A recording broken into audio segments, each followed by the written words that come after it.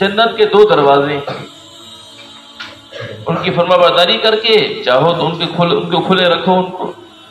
اور ان کی نافرمانی کرنے سے، ان کی نافرمانی کرنا جہنم کے 2 دروازے ہیں، والدین کی نافرمانی کرنا جہنم کے 2 دروازے ہیں، چاہے تو اپنے لیے جہنم کے 2 دروازے کھول لو، اور اگر ان دونوں میں سے ایک ہے تو والد ہے یا والدہ ہے تو اس کی اطاعت سے تمہاری جنت کا ایک دروازہ کھلا رہتا ہے، ان کی نافرمانی سے تمہاری جہنم کا دروازہ کھلا رہتا ہے۔ ایک صحابی نے عرض کیا، یا رسول اللہ،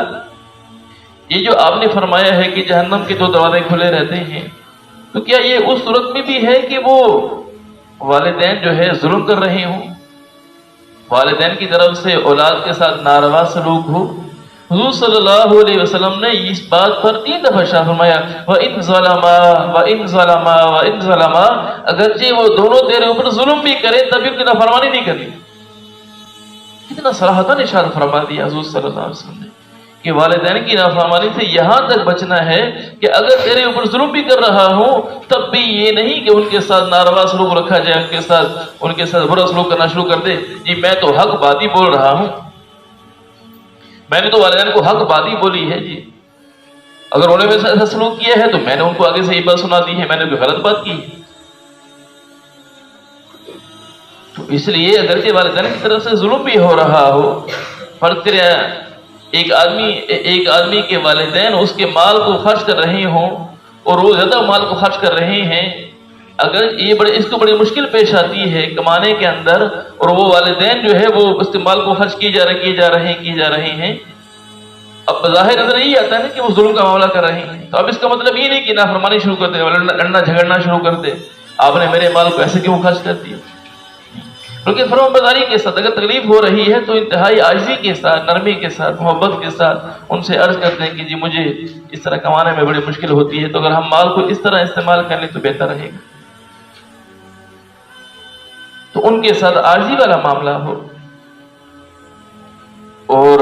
حضور صلی اللہ علیہ وسلم سے ایک صحابی نے عرض کیا، بخاری شریف کی روایت ہے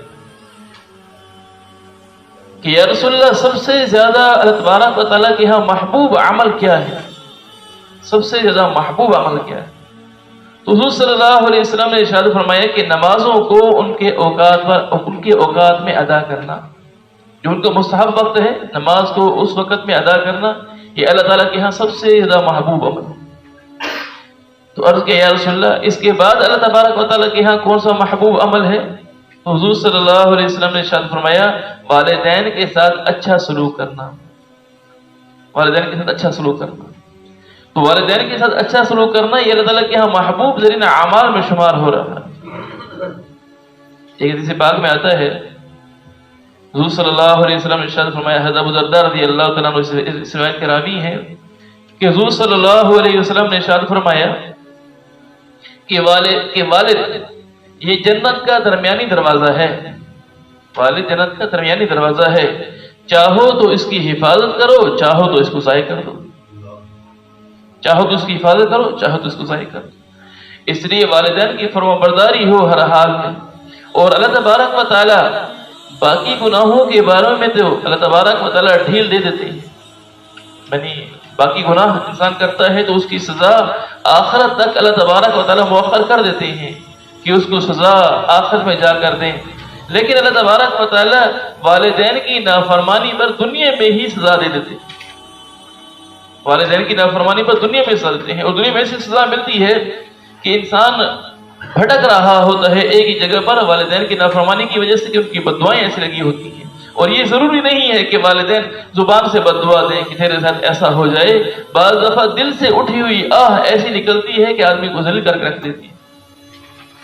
کبھی بھی اللہ تبارک و تعالیٰ کی نافرمانی اس اعتبار سے کہ اس رب کی ذات میں کسی کو شریک ٹھہرانا یا والدین کی نافرمانی کرنا، کسی اعتبار سے اللہ تعالیٰ کی نافرمانی نہ ہو۔